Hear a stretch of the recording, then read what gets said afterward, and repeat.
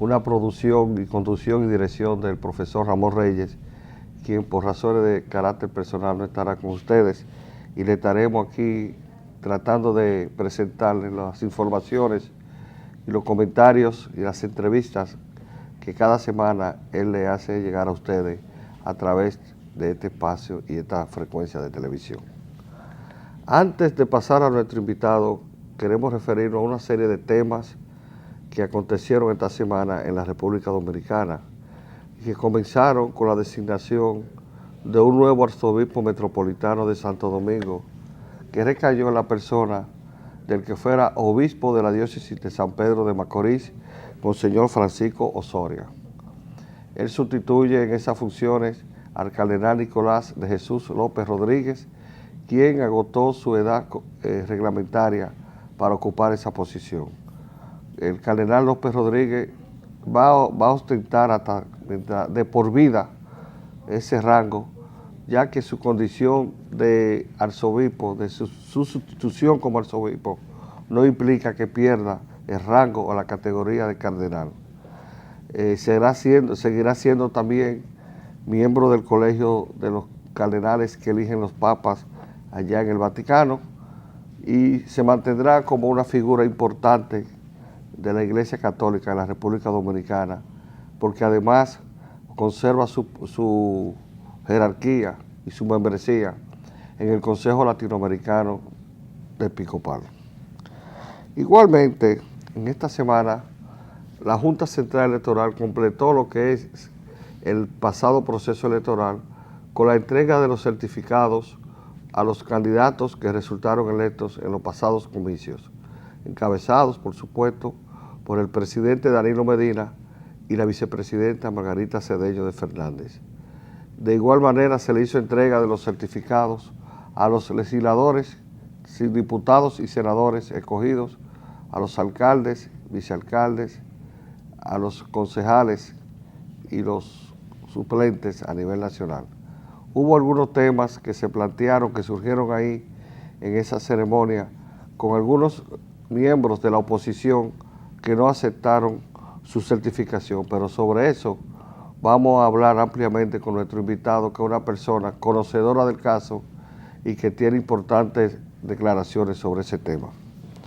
El presidente Danilo Medina, tras recibir su certificado, dirigió un mensaje al país y llamó a todos los sectores a concertar la unidad para poder encarar los problemas nacionales, y prometió continuar su actual gestión de gobierno, haciendo promesas de que seguirá mejorando las condiciones de los ciudadanos y emprendiendo proyectos de carácter social, como lo que ha venido realizando, que tienen que ver como el caso de la nueva barquita, Boca de Cachón, y otros proyectos de carácter social que se han complementado a través de sus visitas sorpresas. Esa entrega de esos certificados por parte de la Junta Central Electoral pone fin, si se quiere el término, a una incertidumbre que había en la ciudadanía, motivada precisamente por la objeción de algunos sectores de oposición. El presidente Medina, cuando recibió su certificado, le recordó a la oposición que en las elecciones del año 2000, él reconoció el triunfo del presidente Hipólito Mejía sin haber obtenido la cantidad de votos correspondientes para ser proclamado, precisamente para evitar que el país se sometiera a una segunda vuelta de elecciones. Eso lo sacó a relucir el presidente Medina, quien sin embargo no ha sido reconocido como jefe de Estado electo por la oposición política del país. De todos modos, entregado esto, cerrado este caso, ya lo que se espera es que la transición, el proceso de transición se cumpla de manera pacífica, de manera organizada, y que el próximo 16 de agosto los dominicanos tengamos una ceremonia de toma de posesión completamente tranquila, sin confrontación, sin cuestionamientos, ya que además de los testigos nacionales, a ese tipo de actividad se invita personalidades internacionales, presidentes de varios países, que vienen siempre a participar en la toma de posesión de nuestros mandatarios. El Partido de la Liberación Dominicana también sostuvo esta semana una reunión importante de su comité político para definir lo que en principio se parecía que podría convertirse en una confrontación también con la integración de los candidatos a conformar los bufetes directivos tanto del Senado de la República como de la Cámara de Diputados. En la sesión, en la reunión de su comité político, el Partido de la Liberación Dominicana tomó decisiones que antes no había tomado. En el caso específico de la Cámara de Diputados, donde designó a 4 candidatos a la presidencia para ser sustituidos cada uno año por año durante el actual periodo constitucional. En el Senado de la República regresará Reinaldo Pared Pérez como candidato a la presidencia del Senado, y para la presidencia de la Cámara de Diputados fue sugerida y aprobada la diputada Lucía Medina de San Juan de la Maguana, hermana del presidente de la República. Otros importantes dirigentes del PLD estarán también en la rotación para presidir la Cámara Baja. En cuanto al Senado, no se tomó la misma decisión. Solamente se decidió postular a Reinaldo Pared Pérez para el periodo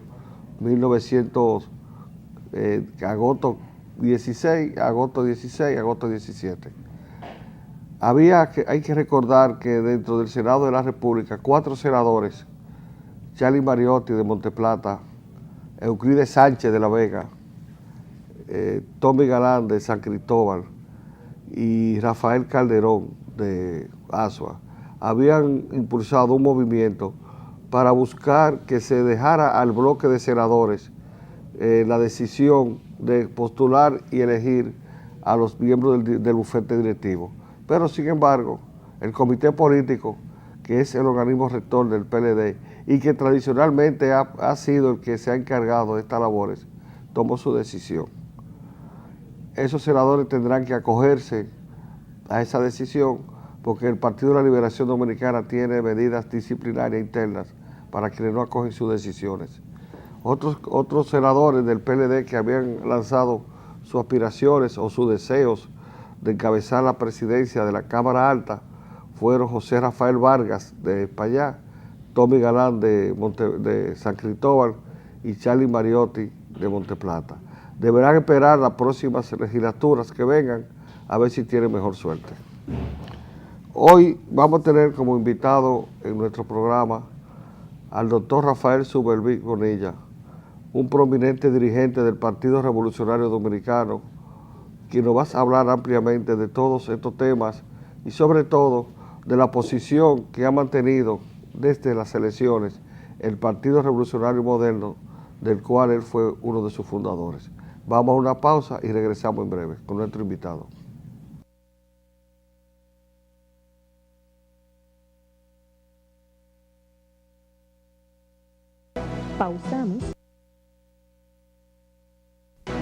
Pausamos para unos comerciales.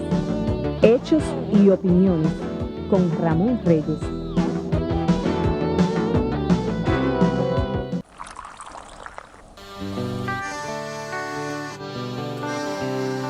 Desde mi ventana veo todo un pueblo, veo sus raíces y sus tradiciones y siento el aroma ese que enamora, que nos da la fuerza, sabor a café. Y en toda la tierra reina la esperanza, también los recuerdos que nos hacen crecer. Estés donde estés, nos une el aroma que sabe a café. Café Santo Domingo, sabor que empieza en el aroma. Estés donde estés, nos une el aroma. Café Santo Domingo, sabor que empieza en el aroma. Tu café de siempre.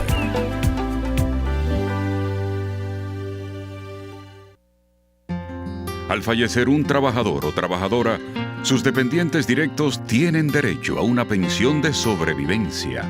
Dida orienta, defiende, informa.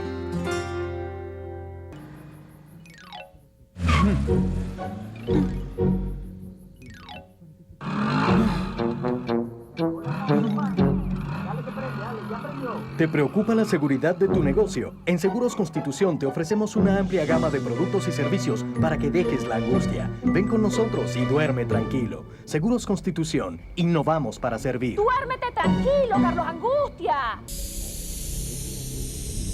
Mientras el otro baja, el día sigue creciendo y aumenta los beneficios de su inversión publicitaria. El día, cada día mejor. Si vas a construir, San Ramón te saca con bien. Para pintar tu casa, San Ramón te saca con bien. La varilla, el cemento, el bloc, el bombillo, la llave y todo lo que necesita para tu casa, San Ramón lo tiene. Ferretería San Ramón, donde el cliente recibe un trato personal y especial de su propietario Ramón Cedeño. Y un equipo especializado le asesorará en sus necesidades. Llámenos al 809-533-1844 y de inmediato le serviremos.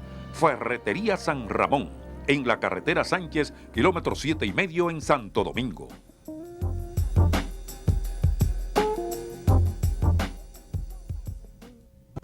Hechos y opiniones.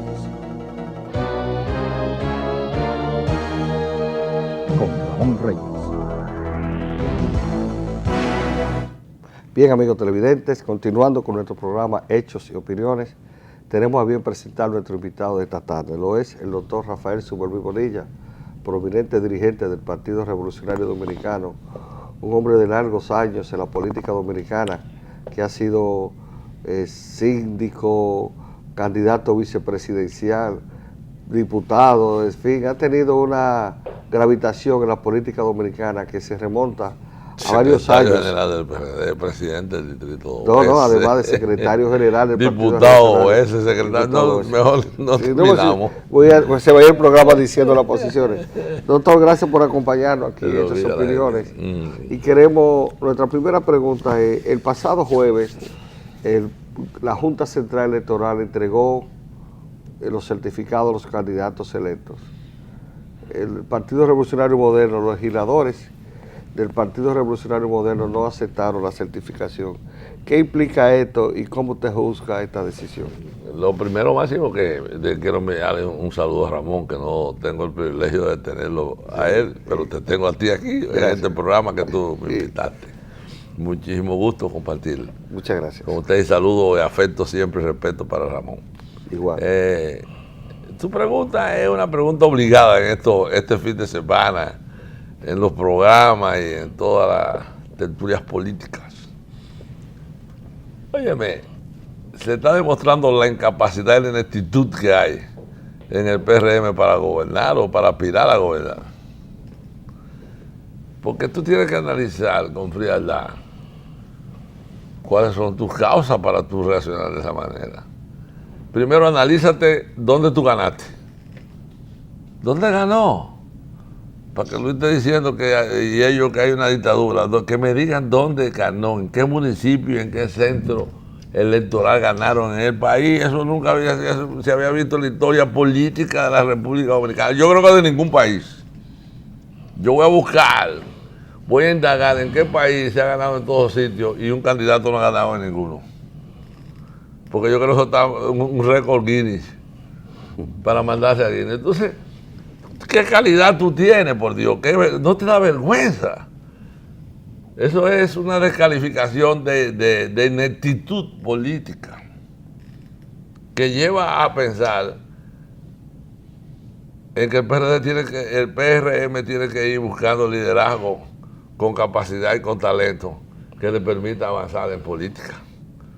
Porque entonces vienen a decir dos cosas fundamentales. Decirle a sus legisladores que salieron electos que no vayan a tomar su certificado. Hay un reglamento que establece la ausencia y además tú no puedes ir si tú no te juramentas. Se no pueden tomar posesión el 16 de agosto si no se juramenta. Seguro, porque si tú no, ahora ellos van a ir por debajo de la mesa a buscar, porque el acto de proclamación es un acto solemne de comunicación pública. 6 años en el gobierno, responsable del estado de cosas que hay hoy. Pero no debemos solo verlo, verlo como con Ramón Reyes. estoy conversando con el candidato a la presidencia de la República por el partido Alianza País, el doctor Guillermo Moreno, abogado de los tribunales de la República, que en estos días, doctor, en cierta medida, oí a un grupo de abogados que no tienen nada que ver con Alianza País hacerle un reconocimiento cuando señalaron que en el caso de Bahía de las Águilas había que reconocer públicamente que usted había tenido la responsabilidad, siendo fiscal del distrito, de encauzar a los sinvergüenzas que se querían apoderar de las tierras del Estado, de la colectividad en Pedernales. Pero mi pregunta no va en ese sentido, sino, por favor, yo quisiera que me hicieran un close-up a esto que el periódico Hoy, del viernes 11 del mes de marzo, es decir, de este viernes, publica en su primera página, y yo quiero su opinión. Dice el periódico Hoy: el PLD, PRD, PRCC impugnan ante la Junta Central Electoral cuota de la mujer aplicada por circunscripciones. Quiero su opinión, pero me permite 30 segundos para explicarle a los amigos televidentes en qué consiste el pedimento que ha sido llevado a cabo por el secretario general del Partido de la Liberación Dominicana y que se han sumado los otros dos partidos. La ley establece que el 33% de las candidaturas a los cargos electivos corresponden a la mujer. La Junta Central Electoral, mediante una resolución, dictaminó que ese 33% debe aplicarse a las circunscripciones. Pero el PLD entiende que no, que es una cuota global. Y justamente siendo así, habrán muchas mujeres que, y eso es trampa, que aún teniendo una aspiración, aún estando inscritas, no van a poder participar por la impugnación que hace el Partido de la Liberación Dominicana. ¿Están cumpliendo ustedes con ese 33% por circunscripción 1? ¿Y qué le parece a ustedes, Alianza País, la petición del PLD? Nosotros somos partidarios de un gobierno paritario, mujer y hombre. Y somos partidarios de que no debiera ser una cuota, debiera ser un 50% que existiera, por una razón muy sencilla. Más de la mitad de la población dominicana es de mujer. Y las votantes también van a ser en estas elecciones mayores que los hombres. Entonces, no se puede tener un discurso hipócrita ni de doble cara. Decir por un lado el 8 de marzo que respetamos los derechos de la mujer, que creemos en el rol de la mujer, y entonces luego en la práctica seguir con la misma visión machista, patriarcal del Estado. No, hombre. ¿Qué es lo que ha hecho la Junta? Ha creado, y es una decisión que busca forzar, que la mujer no sea utilizada, las candidaturas de las mujeres no sean un relleno. Eso. Y entonces eso funciona de manera muy sencilla. Digamos que en una circunscripción hay 9 regidurías. Entonces, cada 3 debe haber una mujer, que es el 33%. Así es. Entonces, eso quiere decir que entre el 1, 2 y 3, el primer regidor, segundo regidor y tercer regidor, una debe ser mujer. Correcto. Luego, entre 4, 5 y 6, una debe ser mujer. Correcto. Porque ¿cuál es la práctica tradicional de estos partidos? Que efectivamente hay 9 regidurías y hay 3 mujeres, pero las mujeres son entonces el número 10, 11 y 12, que evidentemente no salen. Y los primeros 9 lugares entonces son ocupados por hombres. Entonces, si como a nosotros, por ejemplo, y a todos los partidos pasa, que muchas veces, por múltiples razones, no es precisamente la mujer la que más participa, precisamente porque muchas de nuestras estructuras partidarias están concebidas y articuladas alrededor de hombres. Bueno, ese es un reto que tenemos los partidos. En Alianza País tenemos un reto tanto de incorporar a la mujer como incorporar a la juventud. Y no lo vemos eso como algo imposible, sino que desarrollemos estrategias y políticas que cada vez haga que las mujeres participen más. Nosotros como partido hemos tenido esa dificultad, pero no lo hemos, frente a esa dificultad, no hemos querido reproducir la vieja práctica, sino lo que hemos tratado es de reinventarnos y buscar la forma de darle solución y efectivamente cumplir con la cuota en la proporción que establece la resolución de la Junta. ¿Ustedes están cumpliendo con ella? Sí, sí, claro. Debo de señalar, porque me gusta ser muy transparente, que en algunos lugares se dificulta. ¿Por qué se dificulta? Bueno, se dificulta porque en muchos lugares y en la mujer, normalmente la mujer no tiene una actitud de participación en la actividad política como el hombre. Es más frecuente que los organismos estén integrados por una mayoría de hombres. Pero eso es parte de la cultura que tenemos que comenzar a combatir. Y solo la podremos combatir, esa cultura, si precisamente nos disponemos a cambiarla. Si siempre repetimos lo mismo, no habrá cambios. Incluso debo señalar que en el caso de la cuota, nosotros en cada uno de estos lugares lo que hemos hecho es que hemos recurrido a buscar ciudadanas, que las hay en todas las comunidades, con compromiso social y con prácticas y con trabajos en la comunidad. Y entonces han ido a candidaturas, aún no sean miembros de Alianza País, porque de lo que se trata es de nosotros incorporar la participación de la mujer en la política y en la actividad pública. Una democracia, oiga bien esto, una democracia que excluye a más del 50% de su población no es una verdadera democracia. Por tanto, una democracia en la cual más del 50% de las personas de esa sociedad que no están participando en la política no es una verdadera democracia, es una democracia de una minoría. Y de lo que se trata es que esta sea una democracia de las mayorías. Y para eso necesitamos que la mujer participe. Y para eso necesitamos que los partidos se abran y creen los mecanismos de participación de los jóvenes, de las mujeres y de toda la sociedad. Ya que estamos en la Junta Central Electoral, y quiero también llamar su atención a lo que está en los periódicos sobre el caso de Brasil, yo quisiera escuchar su opinión sobre lo que está en el periódico El Caribe, que dice el magistrado César Félix,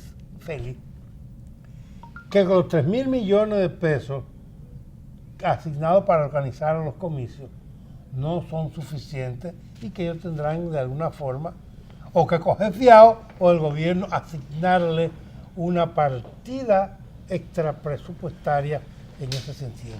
¿Qué dice Alianza País? ¿Son suficientes? Bueno, a nosotros en Alianza País hacemos magia con los recursos. Con los chelitos. Con los chelitos. Y tenemos un manejo austero, pulcro, transparente de esos recursos. Cuando nosotros oímos hablar de 3.000 millones de pesos, tenemos que escribirlo en un papel para darnos cuenta, para poder imaginarnos. A nosotros nos parecen recursos suficientes, sobre todo para un país con los niveles de pobreza de la República Dominicana y las limitaciones que tiene República Dominicana. Y en ese sentido debiéramos de buscar mecanismos de rendir esos recursos y hacer procesos electorales eficientes, pulcros, pero al mismo tiempo austeros. No tenemos que tener transportarnos en los vehículos de mayor cilindraje. Podemos tener recintos más modestos. Es decir, podemos garantizar procesos electorales pulcros, que es la clave. El problema de los procesos electorales no es el lujo, no es la exhibición. La clave de un proceso electoral puede hacerse debajo de una casa en una casa de yagua, pero que sea pulcro. Es mucho peor tener procesos electorales en los cuales con mucho lujo, con mucha luminosidad, con mucha tecnología y al final no se garantice el voto ciudadano. Eso sí es grave, que no haya equidad en el proceso electoral, que no haya transparencia. Entonces, en ese contexto, a nosotros nos luce que la Junta Central Electoral debe de producir un proceso electoral a partir de esos recursos y manejar con pulcritud y con austeridad esos recursos. Doctor, yo quisiera, antes de terminar, llamar su atención a algo que está pasando en Brasil y que a lo mejor nos salpica a nosotros aquí en la República Dominicana, y es derivado de el caso corrupción Odebrecht, donde en este momento se implica o se intenta implicar al expresidente Luis Ignacio Lula da Silva en actos de corrupción. Incluso el fiscal de Sao Paulo solicitó arresto para el exmandatario, que el Listín Diario del viernes titula mal: ordenan prisión de Lula. No es verdad. La prisión la ordena un juez. Un fiscal de Sao Paulo, Ministerio Público en todo caso, solicitó, y el periódico Hoy lo titula correctamente, la Fiscalía de Sao Paulo solicitó arresto para el expresidente, pero el expresidente no se va a fugar, ha sido presidente 2 veces, salió del poder con un 80% de popularidad. Se le imputa haber sacado de la pobreza a más de 30 millones de brasileños y ahora hay una lucha política sorda en Brasil. ¿Favorece usted la prisión y la investigación? ¿Cree que Lula es culpable de lo que la Fiscalía de Sao Paulo le está indicando, o entiende que es parte de la lucha política? Porque Lula ya dio visos de que en el 2017 lanzaría de nuevo su candidatura a la presidencia. Lo primero es que debo confesar mi admiración y mi respeto por Lula da Silva y por el PT. He sido un admirador de ese proceso y desde aquí, desde la distancia, valoré los avances que tuvo Brasil en los gobiernos de Lula y además cómo este hombre que viene de ser un tornero se convirtió un trabajador, en un líder sindical, llegó al 5º grado, así es. Tuvo que abandonar la escuela, se convirtió de líder sindical en un líder político y finalmente ganó la presidencia y se reeligió y hizo uno de los gobiernos más extraordinarios en la historia del Brasil del siglo XX y principios del siglo XXI. Entonces, digamos que lo primero es que tenemos mucha admiración y mucho respeto. Admiración que yo comparto. Y en segundo lugar, siempre hemos sido partidarios de que los mandatarios y los representantes tienen que manejar con pulcritud los recursos públicos. Si se demostrara, y todo hombre o mujer pública debe estar y puede ser investigado, si se demostrara que hubo actos de corrupción, entonces debe aplicarse la ley, porque la ley está por encima de todos nosotros, es lo que nos iguala a todos. Y en ese sentido, fruto de una investigación seria, equilibrada, en base a pruebas, si eso se demostrara en un juicio contradictorio, bueno, y se le aplica la ley, entonces cometió una falta y sería sancionado. Evidentemente, Esto tiene un matiz a lo que está pasando hoy en Brasil, y es que esto se da en medio de un proceso ya de cara a las elecciones del año 18, donde él ya ha dicho que va a ser candidato. Y el PT, que lleva unos 16 años en el gobierno, la oposición ve una gran ocasión para desplazarlo por los niveles de impopularidad de la presidenta Dilma, y ve la posibilidad de que el PT pudiera seguir si Lula es el candidato, porque Lula mantiene unos niveles de aceptación y con esto evidentemente disminuirían o sería invalidado como candidato, y eso implicaría ya el hundimiento. Ahora bien, eso es, digamos, los factores que hay que valorar. Lo más importante de todo esto es la conexión con República Dominicana. Petrobras y particularmente Odebrecht, que es una empresa que el principal de ellos, Marcelo, está ahora condenado, Odebrecht, a 19 años de prisión, porque ellos utilizaban un esquema, y el esquema era muy simple. El esquema es que ellos pagaban asesores, facilitaban que muchos gobiernos ganaran, muchos partidos ganaran las elecciones a través de ese cuerpo de asesores, pero luego el gobierno contraía una deuda que tenía que pagar con licitaciones amañadas, con obras sobrevaluadas. ¿Y por qué esto es importante? Porque la República Dominicana está en ese globo. ¿Y cómo así?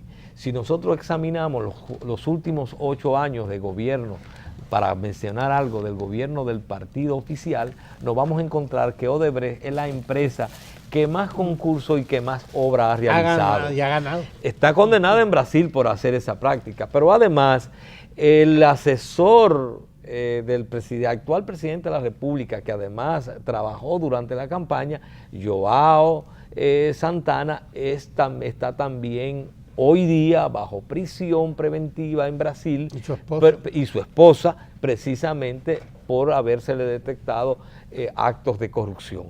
Entonces, eso nosotros hicimos una solicitud formal al Ministerio Público de abrir una investigación sobre las obras que ha participado Odebrecht y además las actividades de Joao Santana, precisamente porque nosotros tenemos la sospecha y hay los datos y comienza a salir en la prensa internacional la conexión dominicana dentro de esa estructura de corrupción internacional que ha montado Odebrecht.